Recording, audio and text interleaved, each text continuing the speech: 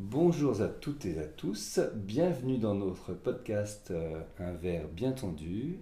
Aujourd'hui, nous avons le plaisir d'accueillir le docteur Jean-Yves Crousy, passionné de vin, sportif et médecin. Bonjour Colline. Bonjour Arnaud. Bonjour Jean-Yves. Bonjour. Et comme vous le savez, pour commencer notre émission, nous allons d'abord trinquer. Trinquons.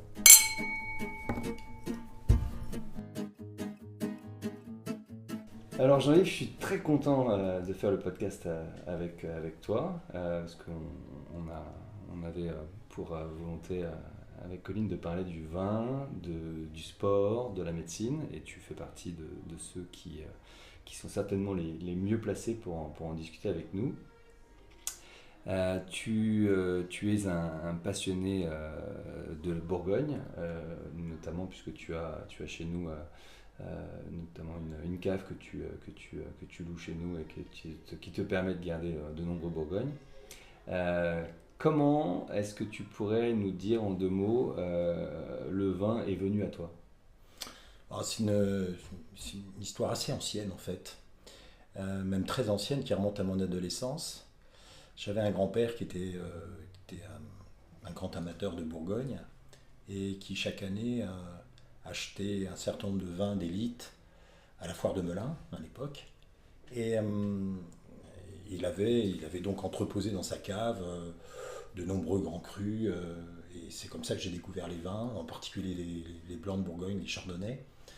Et on buvait ça, je me souviens, dans des verres pas tout à fait appropriés, mais c'était très sympathique. Et puis c'était le dimanche soir, à la fin de la semaine, on avait un petit cérémonial qui était très, très, très agréable. Et je pense que c'est comme ça que j'ai pu connaître la complexité de ces vins. Et donc de fil en aiguille, en grandissant, prenant de l'âge, je me suis initié progressivement au vin. Et c'est vrai que ça a été par l'intermédiaire des Bourgognes au départ, grâce à mon grand-père paternel. Mhm. Et du coup, la Bourgogne, pourquoi?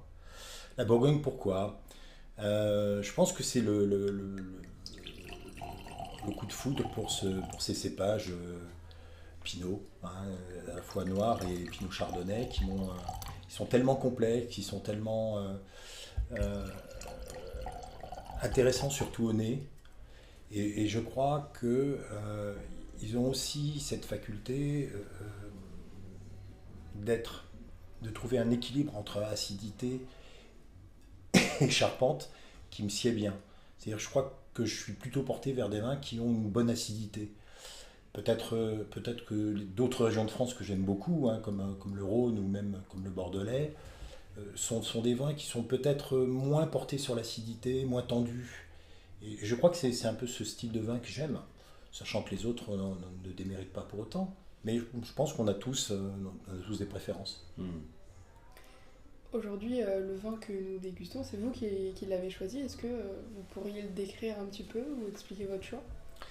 Alors oui, j'explique mon choix. Bon, c'est un chardonnay qui vient de la colline de Corton. C'est ma colline. Enfin, On va en parler d'ailleurs. c'est la colline de Corton c'est le secteur de Bourgogne que je préfère, là où je fais régulièrement chaque année. J'aide une grande amie à faire des vendanges. Et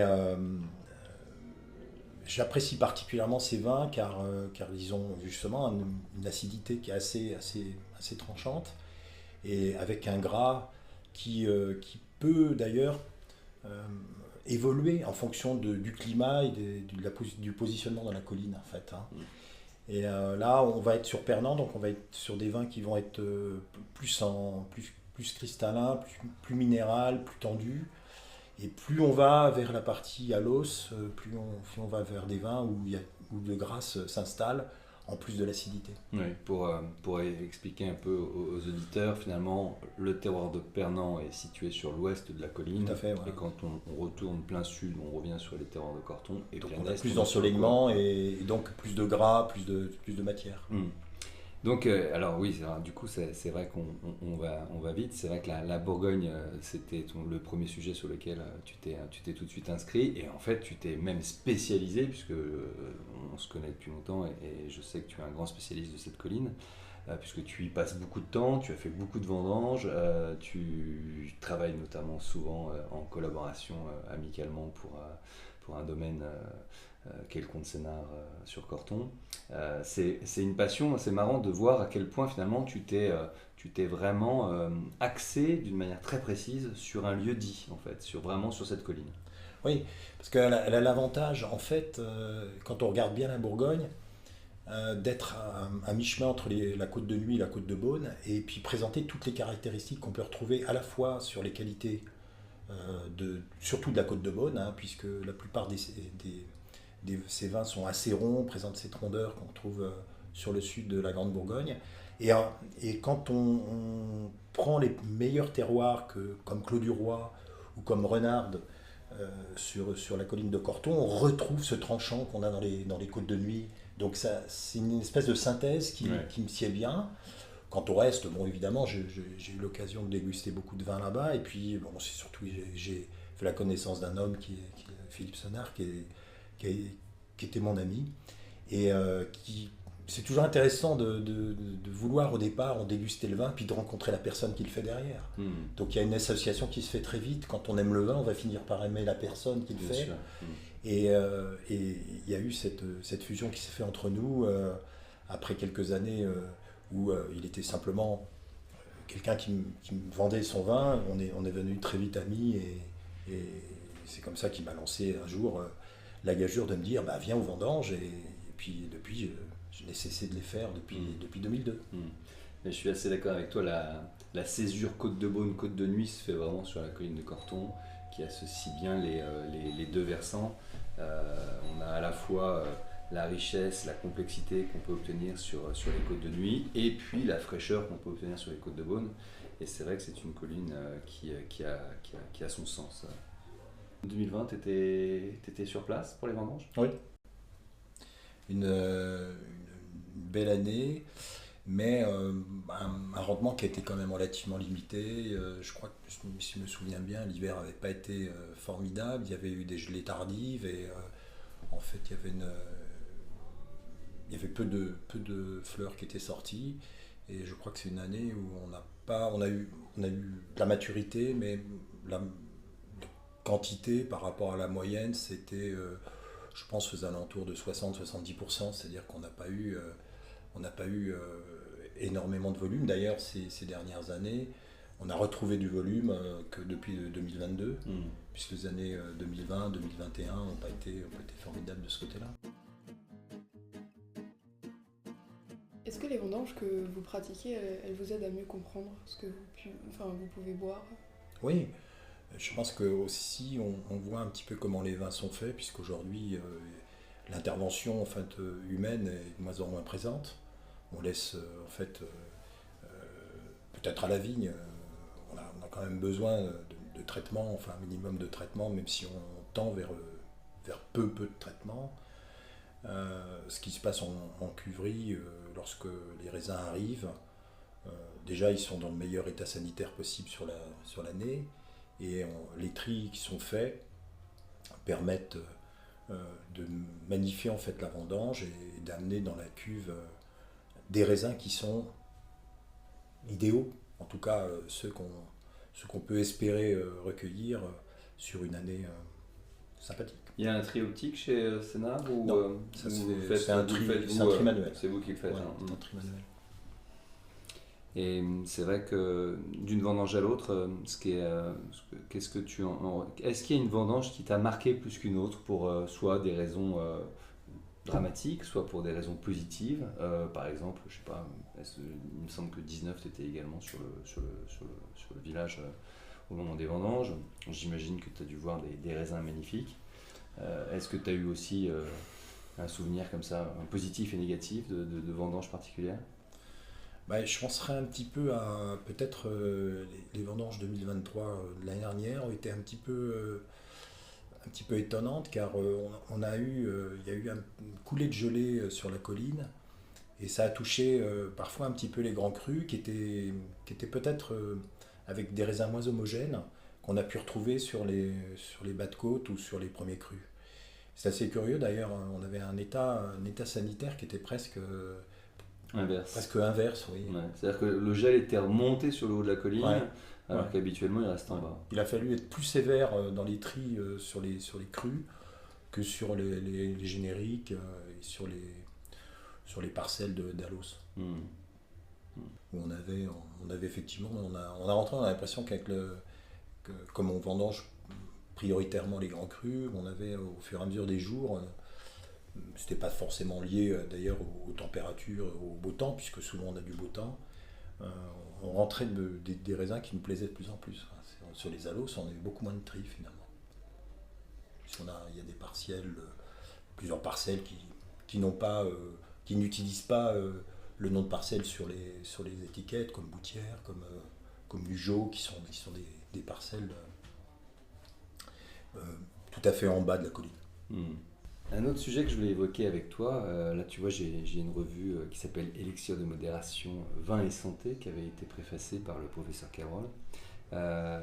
Tu verras dessus, il y a des sujets qui sont plutôt intéressants, qui sont les bienfaits du vin sur la santé, puisqu'en fait ils expliquent grossièrement, hein, si je fais le descriptif, que le vin a des propriétés antioxydantes permettant de lutter contre les maladies cardiovasculaires. Donc évidemment, tout ce qui va être dit là sera à modérer, hein. Il y a toujours des interprétations possibles, mais en tout cas, on va discuter un peu de ce sujet-là. Toi justement qui est médecin, qui est amateur de vin, qui boit quand même du vin, je dirais probablement relativement souvent, en tout cas modérément, mais d'une manière, je dirais, continue. Quel est ton avis sur le sujet? Alors je pense que c'est un peu, sans sortir des sentiers battus, je pense que c'est un petit peu compliqué de pouvoir avoir un avis sur ce qui s'est dit. Il s'est dit tellement de choses sur le vin. Alors je crois que les facultés protectrices, en tout cas, elles n'ont été démontrées que pour le vin rouge. Pour le vin blanc, il ne contient pas ce fameux resveratrol qui est un polyphénol et qui serait protecteur effectivement avec une action antioxydante. Donc je crois qu'il faut respecter 2 verres de vin par repas, c'est ce qui se dit aujourd'hui, et puis donc plutôt orienté vers le vin rouge, ce qui veut dire que pour autant qu'il ne faut pas éliminer les vins blancs de la consommation courante, mais je pense qu'il faut toujours y associer en tout cas des verres de rouge, puisque compte tenu de ses propriétés protectrices et antioxydantes.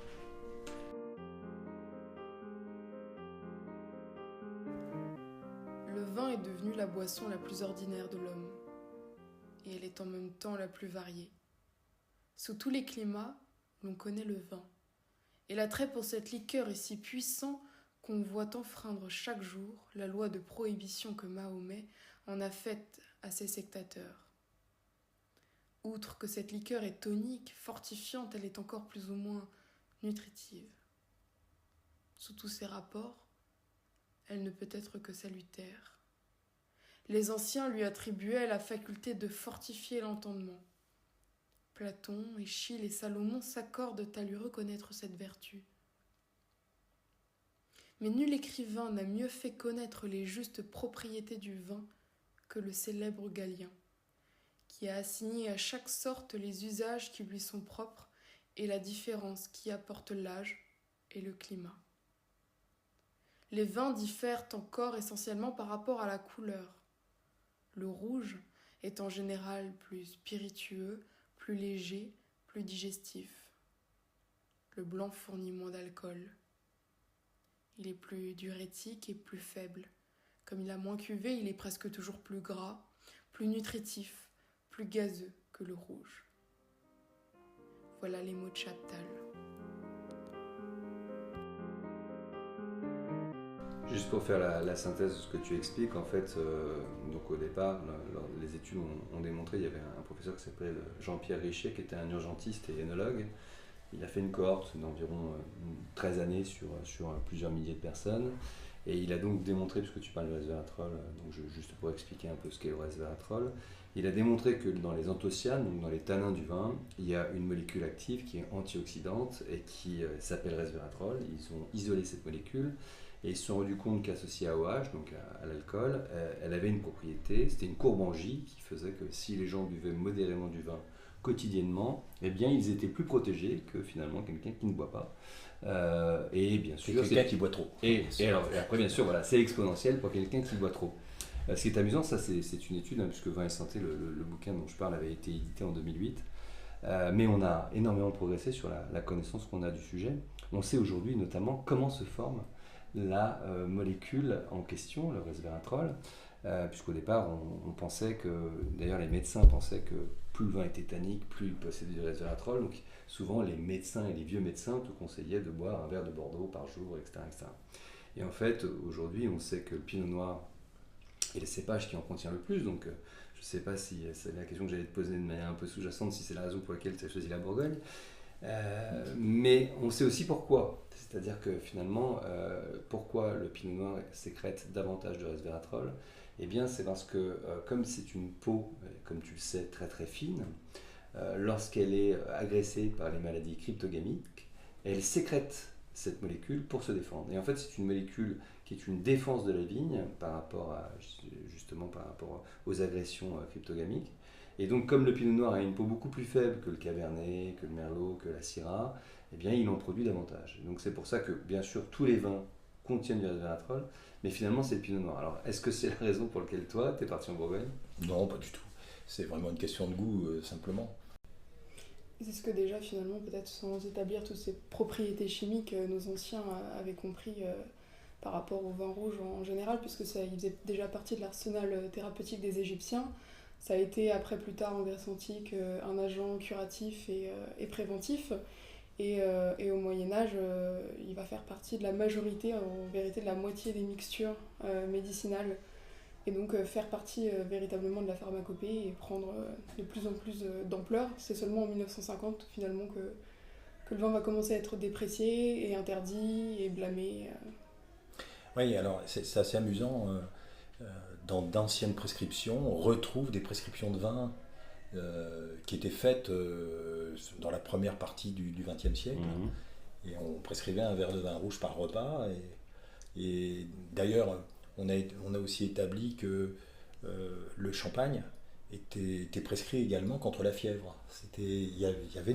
On prescrivait un verre de champagne. Oui. Donc on peut retrouver des vieilles ordonnances. La fameuse tisane de Richelieu avec le Bordeaux, parce que je sais que Richelieu avait des problèmes de ventre, notamment. On lui conseillait de boire du Bordeaux pour refaire sa flore intestinale.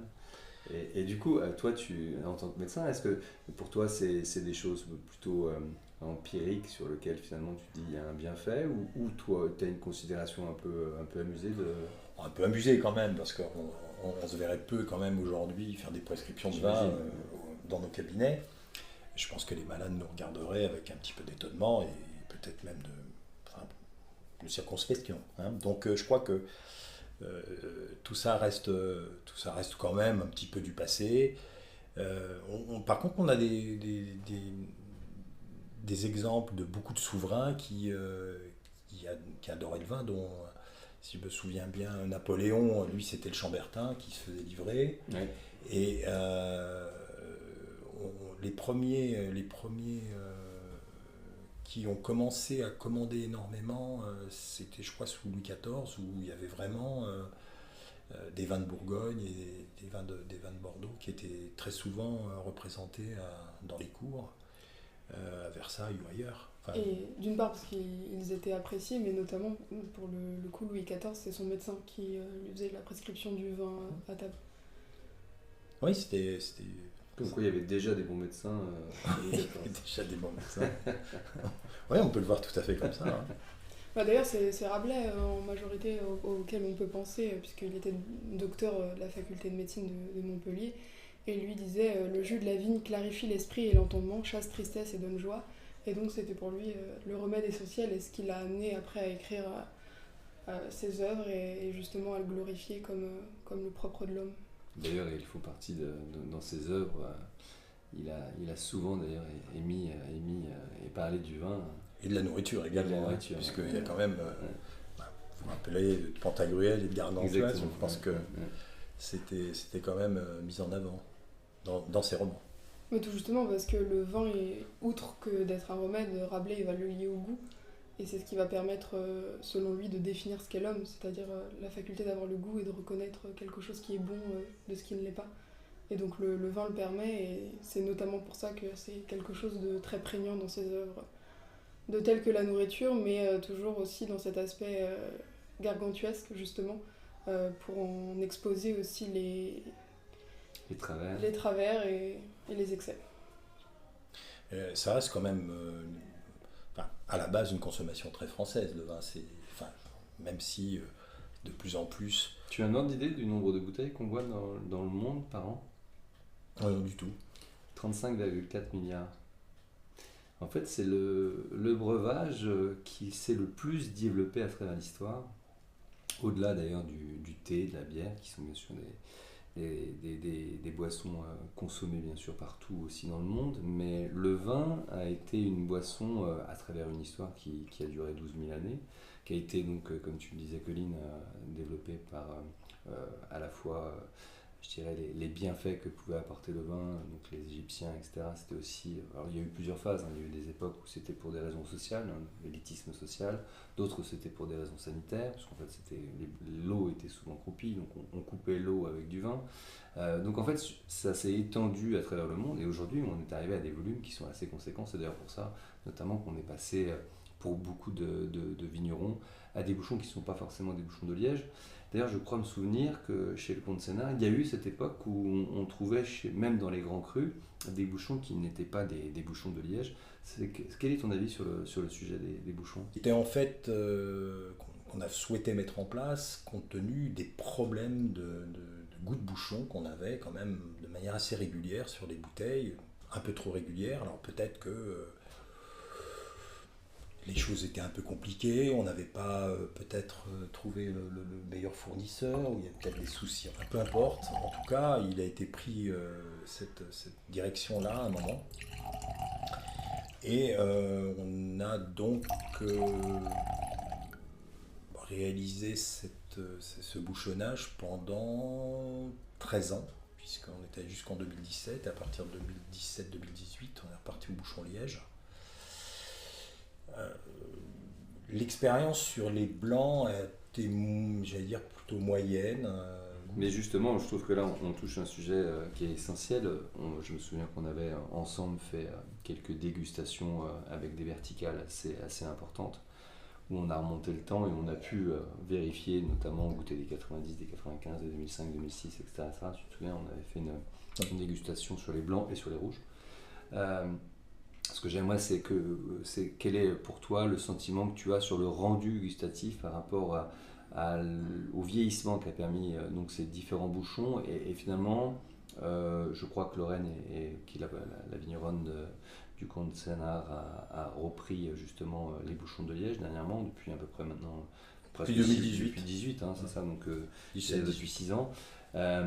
Quel rendu finalement il y avait sur la dégustation par rapport à ces fameux bouchons ? On avait peut-être plus de fraîcheur sur les vins jeunes avec les bouchons donc, synthétiques.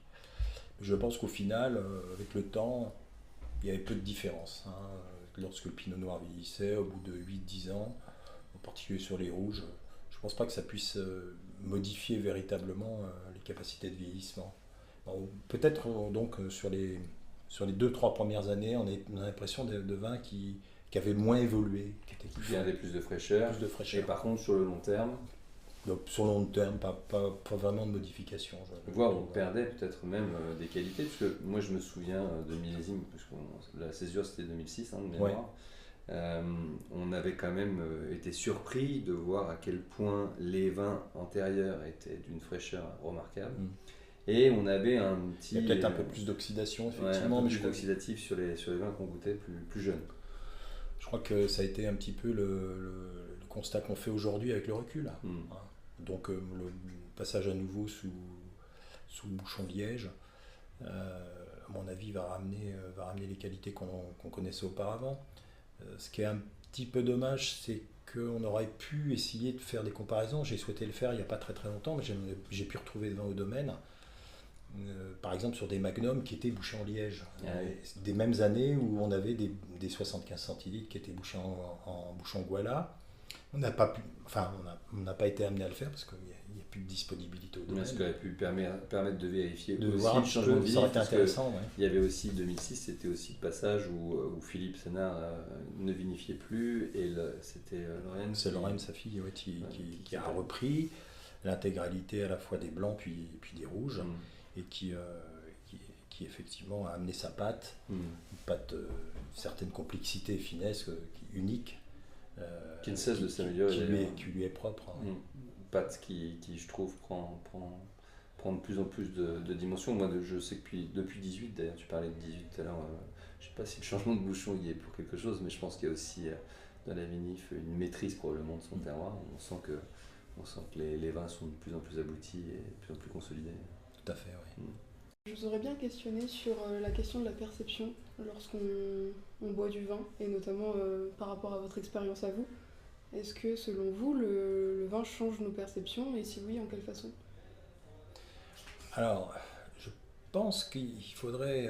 là encore, c'est une question d'odorat, j'allais dire. Le goût, c'est peut-être un petit peu moins abouti, mais l'odorat, quand on déguste, on a l'habitude de déguster du vin, on a vraiment un odorat qui se complexifie, qui se magnifie. C'est-à-dire qu'on arrive à déceler un certain nombre d'odeurs ou reconnaître certains parfums parfois qui sont pas facilement perceptibles lorsqu'on n'a pas l'habitude de déguster, parce que finalement c'est comme si on entraînait une de nos facultés, comme quand on s'entraîne lorsqu'on fait du sport. On entraîne aussi notre odorat à reconnaître des parfums, des différentes fragrances. Donc ce qui permet d'avoir parfois un esprit un petit peu plus critique aussi sur ce qu'on est capable de manger aujourd'hui, puisqu'on a une société où on retourne un petit peu à la nature des choses, et on s'aperçoit que finalement on a perdu un petit peu le lien avec la capacité pour notre terre de produire des aliments qui sont viables, enfin en tout cas qui puissent exciter nos papilles. Tu veux dire qu'on a perdu du goût finalement, en tout cas dans la fraîcheur des produits, dans ce qu'il a...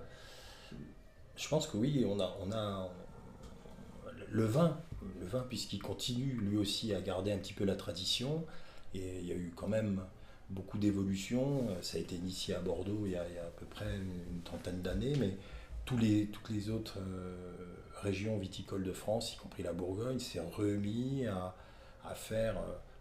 bannir les engrais chimiques, à rééquilibrer les seuils. Alors, justement, et on retrouve maintenant plus le goût du vin comme il existait il y a longtemps. Tu soulèves un sujet qui m'intéresse de soulever avec toi. Ça fait maintenant combien de temps que tu bois du vin ? Ça fait 40 ans ? Oui. 40 ans.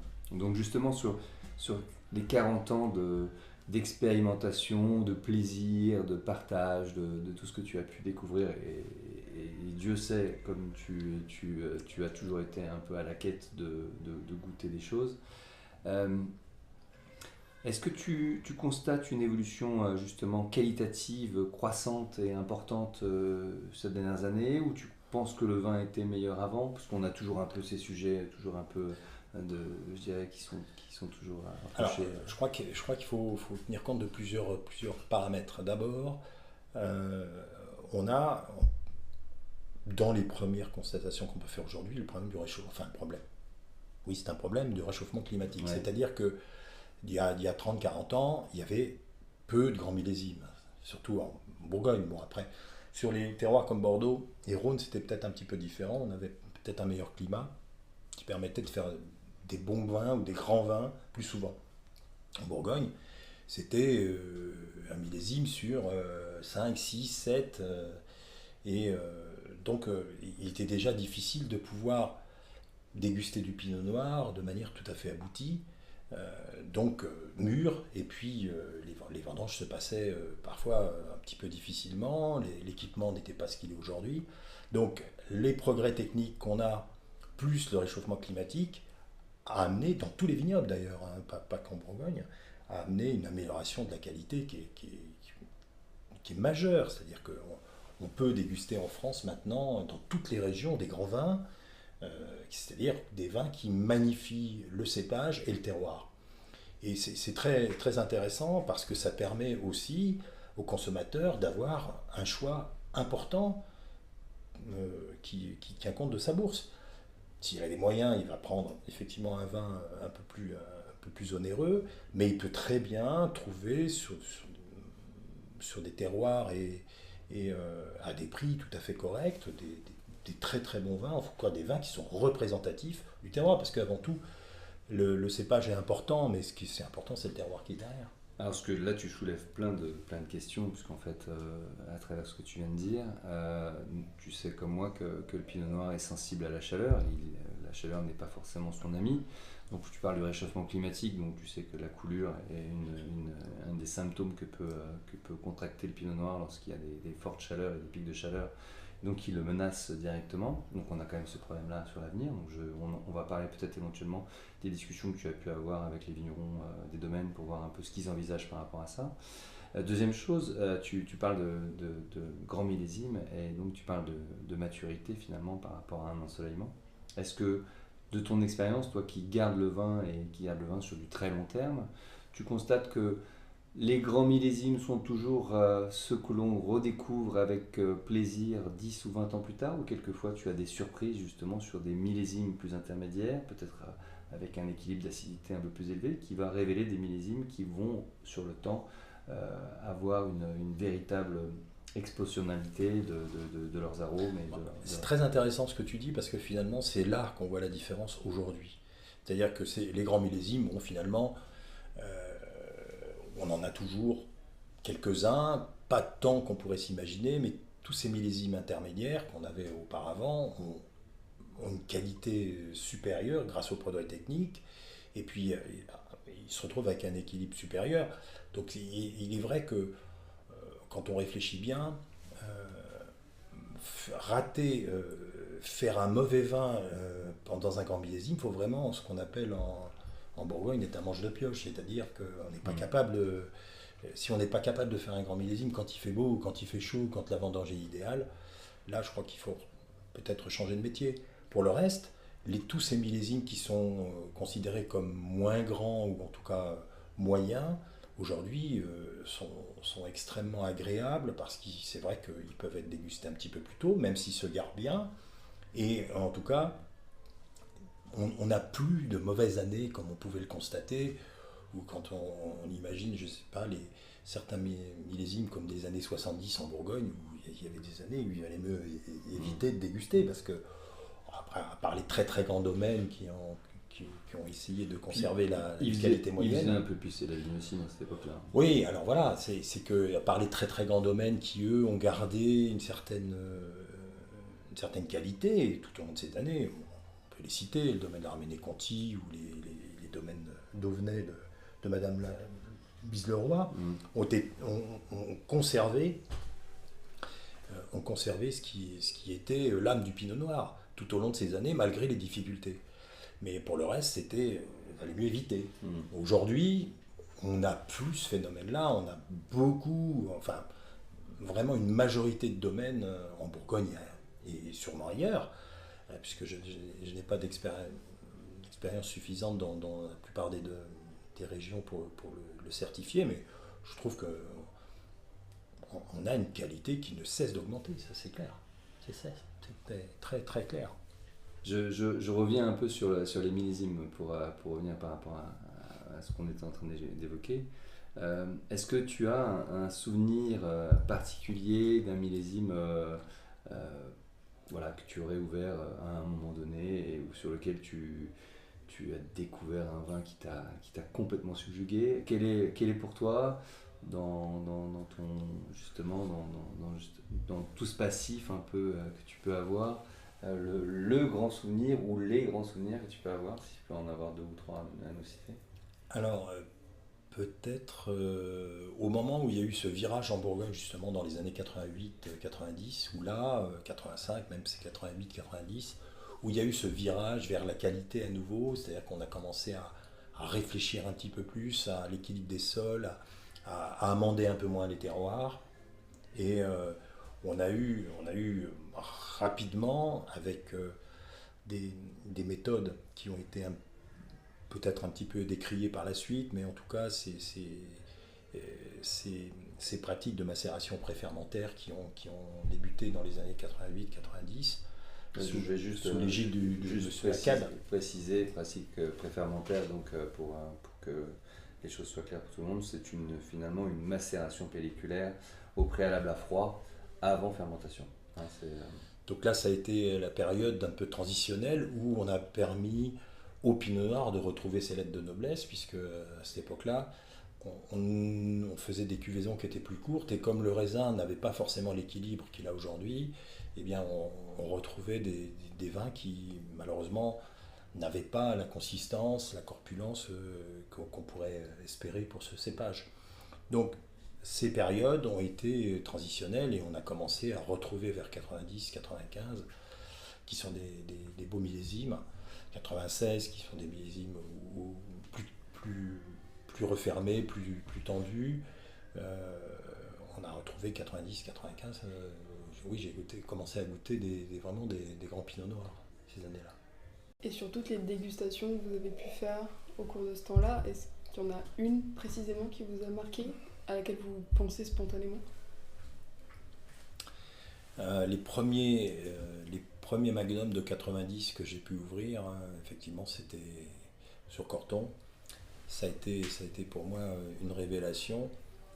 C'est les premières années des macérations préfermentaires et on avait une puissance qui était un peu commune. Et ça me suit encore aujourd'hui d'ailleurs. Donc ce sont des vins dégustés souvent sous contenant de magnum, donc c'est particulièrement intéressant parce que ce sont des vins qui évoluent lentement.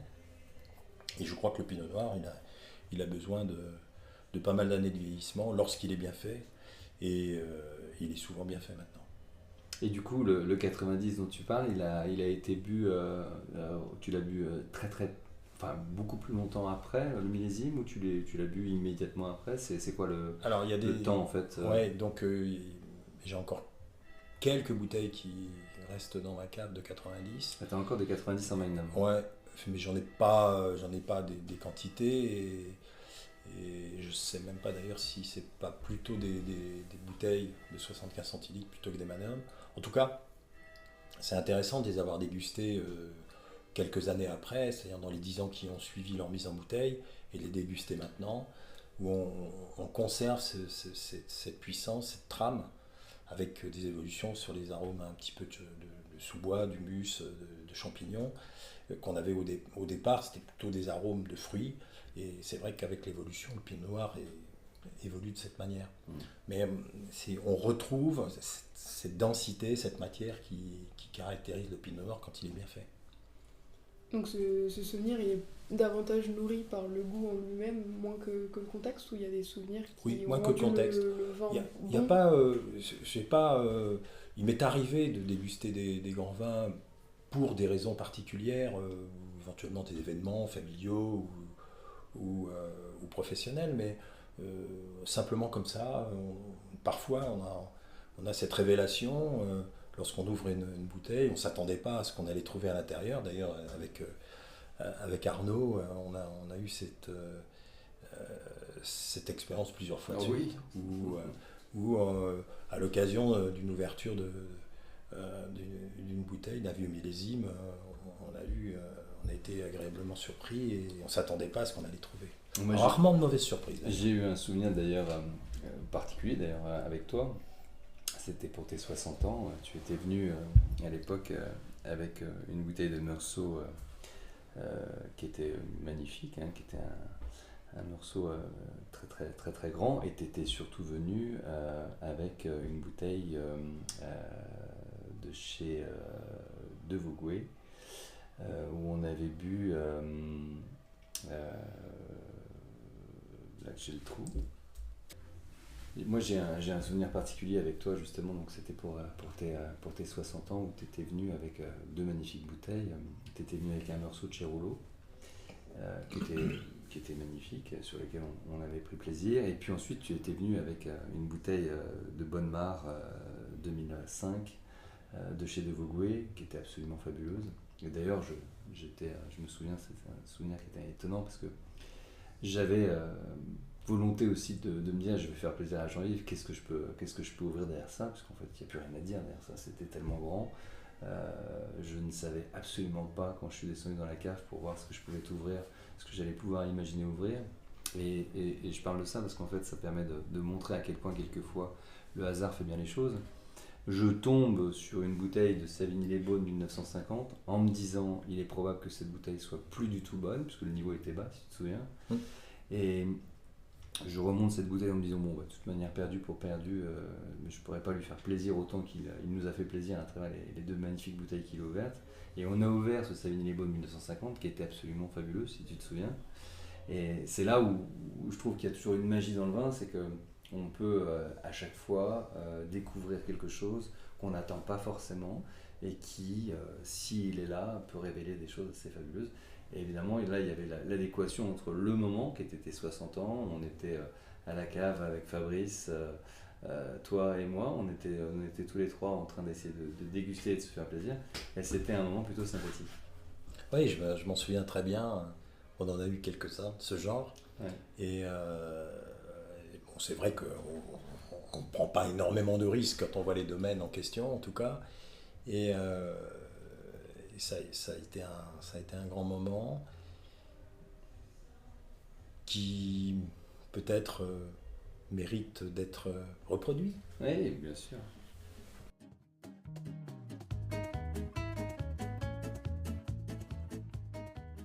Quand tu goûtes un Bourgogne, pour toi, tu sais immédiatement si tu es sur cette colline ou pas? Ouais, la colline, bah, surtout le domaine Sonard, lorsque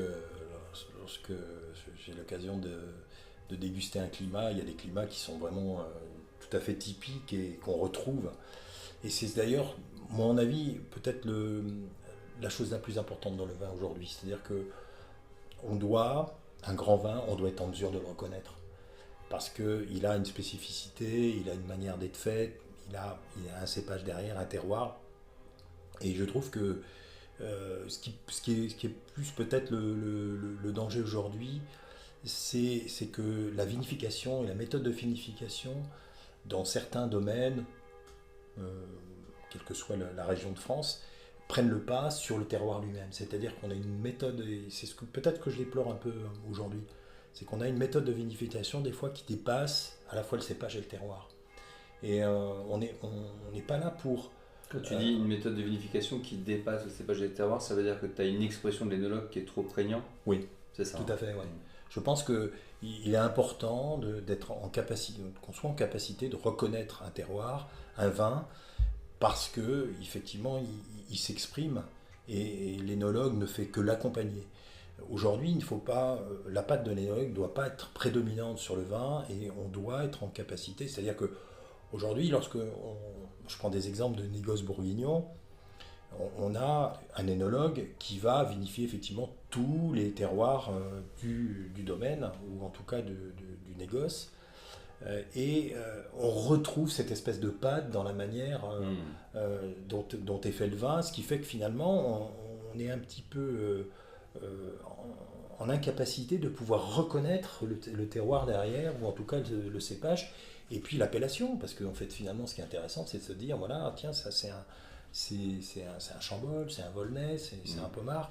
C'est important de pouvoir reconnaître un vin, et je pense que à certains endroits, on fait un petit peu toujours le même vin, excellent par ailleurs, avec toutes ses qualités, des qualités de fraîcheur, des qualités de fût, des qualités aussi de potentialité de vieillissement, mais en tout cas, on n'est pas en capacité de retrouver ce vin.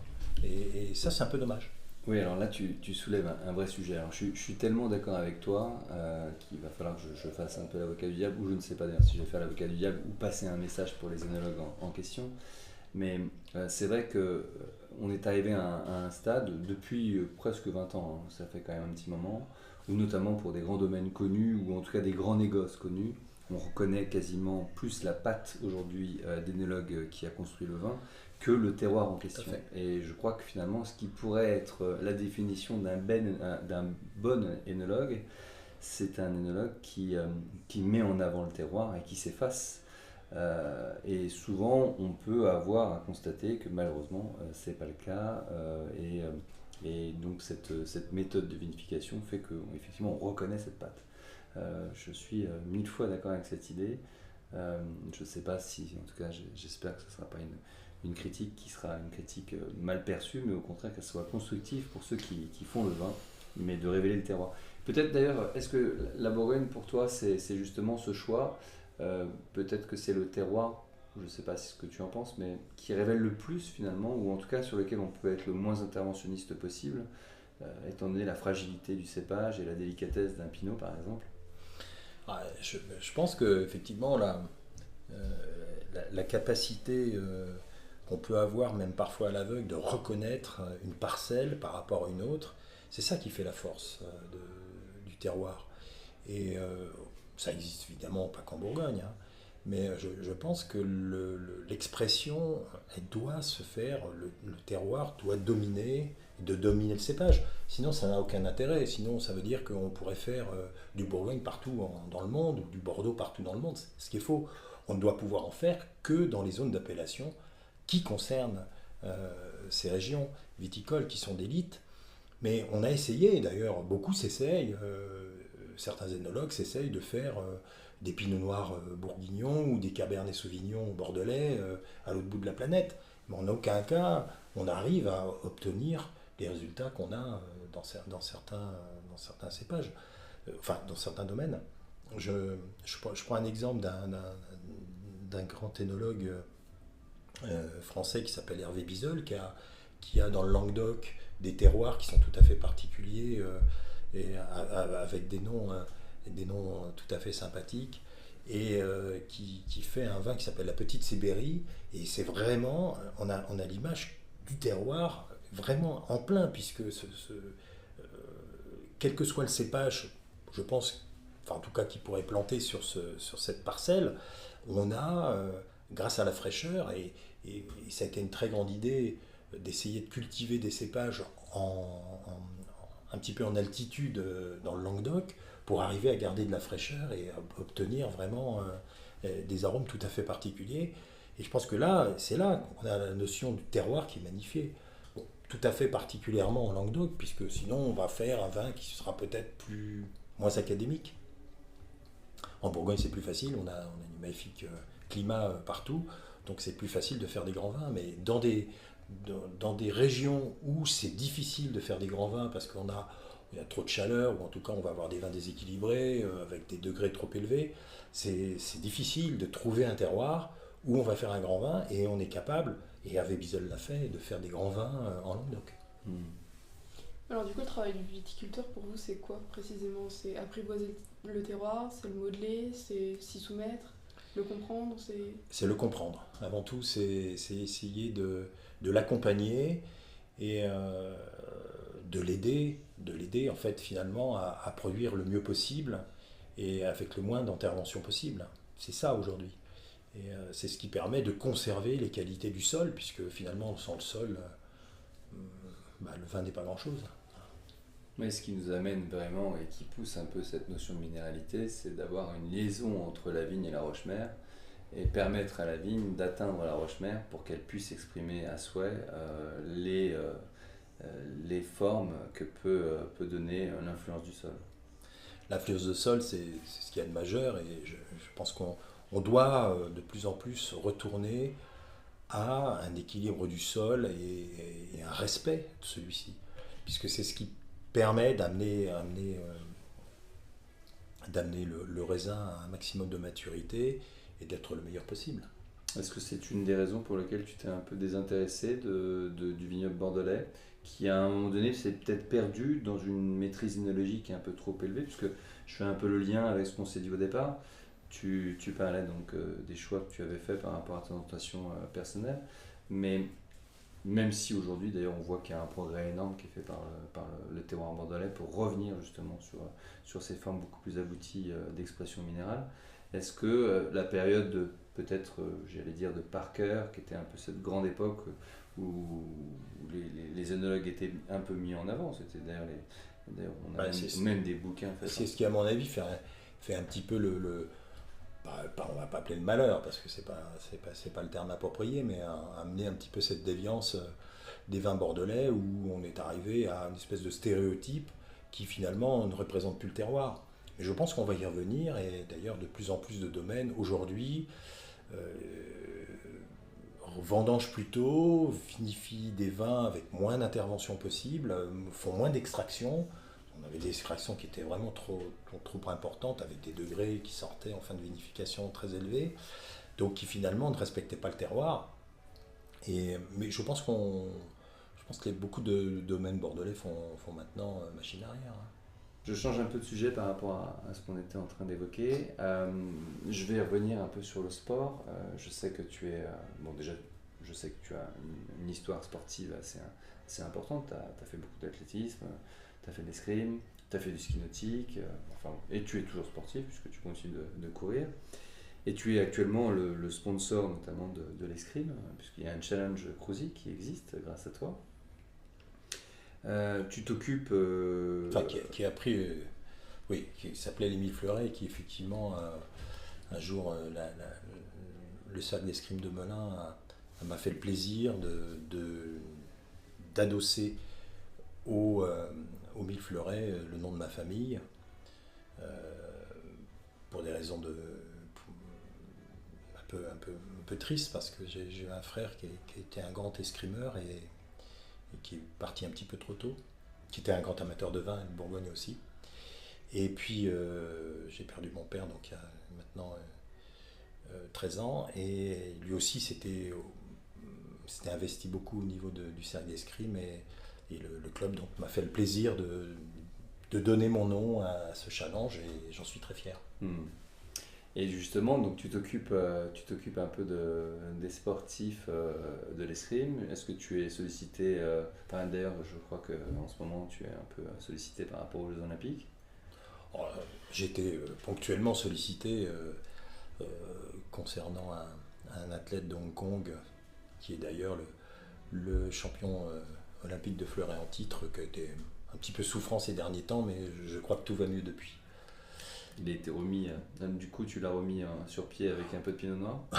J'aurais bien aimé, mais je ne sais pas s'il est... D'ailleurs, ça aurait été intéressant de lui poser la question de savoir s'il était amateur de vin, mais je pense que ce n'est pas trop son problème actuellement, il est concentré sur la compétition. Le sport, comment tu l'as géré justement, toi qui aimes boire du vin? Est-ce que tu as senti que le vin était quelque chose de néfaste par rapport à tes conditions sportives, ou même si, encore une fois, je rappelle que tu as toujours, et tu bois dans la modération, donc est-ce qu'il y a pour toi un effet positif? Je reviens un peu sur le sport et la santé, mais il y a un effet positif du vin associé à du sport, associé à un mode de vie constant? Tout à fait, je pense que ça m'a toujours accompagné. Ça n'a pas d'ailleurs fait l'objet forcément ce qu'on pourrait appeler une troisième mi-temps, c'est-à-dire que je ne consommais pas nécessairement du vin après avoir fait du sport. En tout cas, le vin était quand même peu présent pendant mes années d'adolescence, où je pratiquais l'escrime à ce moment-là. Peut-être plus sur mes années d'athlétisme, qui concernent plutôt des années vétérans. Mais en aucun cas, ça ne m'a posé des problèmes particuliers, parce que c'était consommé avec modération, et je crois que ça participait à l'équilibre de ma personne. Jean-Yves, par rapport justement au sport, est-ce que tu as un souvenir particulier dans ton historique et de ton histoire, parce que tu accompagnes depuis très longtemps les équipes, ou personnelles d'ailleurs, une histoire personnelle au niveau du sport?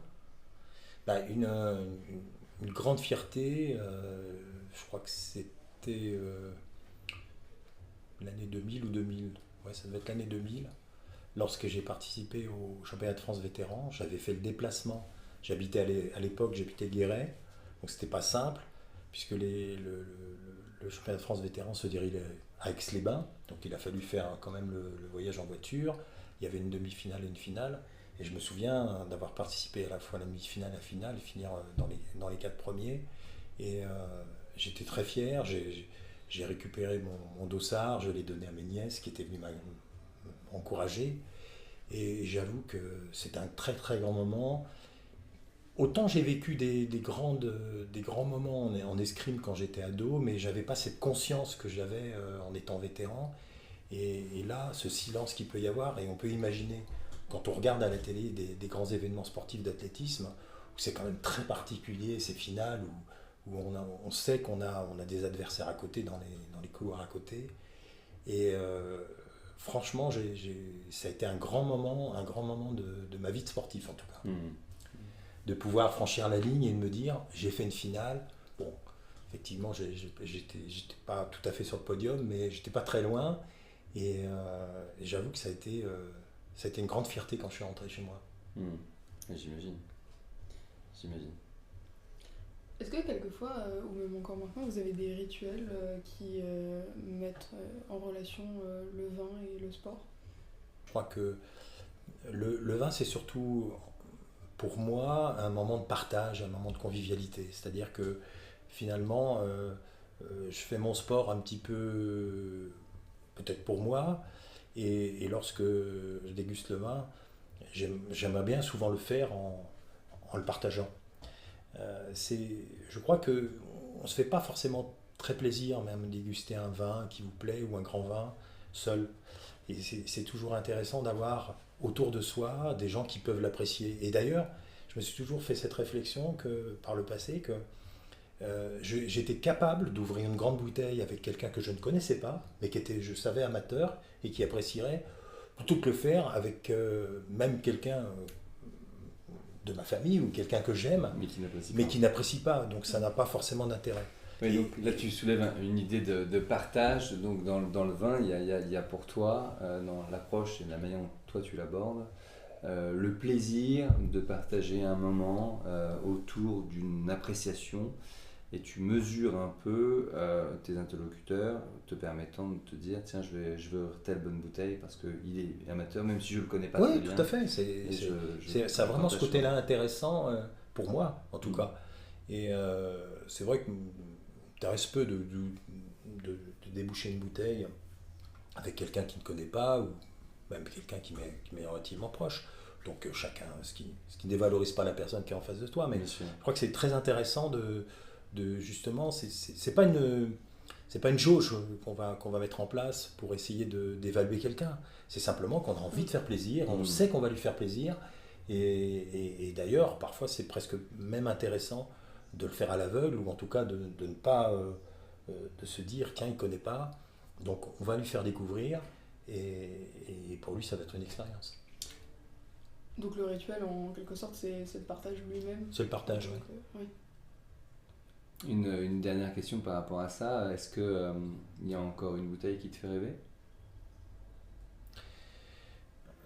J'avoue que je me regrette il y a quelques années, pour des raisons personnelles, je me suis dessaisi d'une partie de mes tâches du domaine de Ramone-Conti, et actuellement j'aimerais bien les déguster. Je crois que néanmoins il faut avoir les moyens pour déguster ces bouteilles aujourd'hui. Et je ne suis pas sûr d'avoir eu les moyens à certains temps de ma vie, en tout cas. Je les ai eus très ponctuellement. Mais je crois que ça doit être des moments particuliers, particulièrement forts. Et la Romanée-Conti, tu l'avais goûté ou... Jamais. J'ai jamais eu cette chance. Ça reste un projet. Ça peut rester un projet. Ça peut rester un projet qu'on fera à plusieurs. Parce que je crois que le faire seul, ça reste quand même très onéreux. Ou un vin de chez Dauvenay, domaine de la Loubise-le-Roi, ça reste des vins extrêmement concentrés, avec des rendements très bas. Je pense que ça peut être même une expérience intéressante. Alors peut-être suivi de déception, je ne sais pas. Mais bon, c'est vrai que vu l'enjeu financier, je pense que il y a toujours un petit risque de déception, puisque finalement on s'aperçoit que on peut déguster des très grands vins qui n'ont pas cette valeur. Donc du coup la question peut se poser finalement, est-ce que ça doit rester un rêve ou est-ce que ça doit se réaliser ? Ça peut peut-être rester à l'état de rêve parce qu'au moins on a le mérite de ne pas être déçu, et en même temps on a bien sûr... Oui, parce que la déception sera à la mesure de l'engagement financier. Je crois on va terminer notre émission. Alors on a un principe dans ce podcast pour terminer l'émission, c'est de trinquer une dernière fois. Mais avant de trinquer, est-ce que tu as un vœu que tu peux éventuellement nous dire, alors soit un vœu personnel, soit un vœu général, avant que justement nous trinquions une dernière fois pour cette émission? Alors, ça ne sera pas un vœu personnel, enfin qui me concerne, ce sera un vœu plutôt, j'allais dire pour mon pays, c'est que les Jeux Olympiques se passent bien, voilà. Que tout aille bien et pour le pays et qu'on puisse voir une belle manifestation et sans anicroche. Eh bien, trinquons pour ce vœu et merci à toi. À bientôt, Jean-Yves. Merci, Colline.